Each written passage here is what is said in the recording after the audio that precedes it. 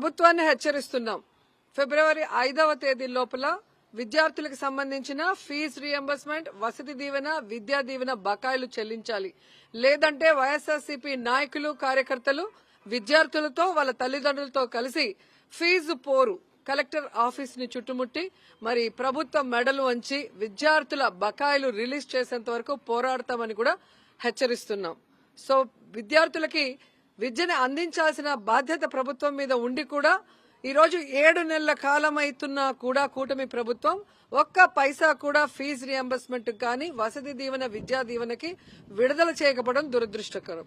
So ఏదైతే 3,900 కోట్ల రూపాయలు బకాయిలు ఉన్నాయో అవి వెంటనే రిలీజ్ చేయాలని డిమాండ్ చేస్తున్నాం. లేదంటే ఫీజు పోరు మరి ప్రతి జిల్లాలో కూడా కలెక్టర్ ఆఫీస్ ముందర చేయబోతున్నాం.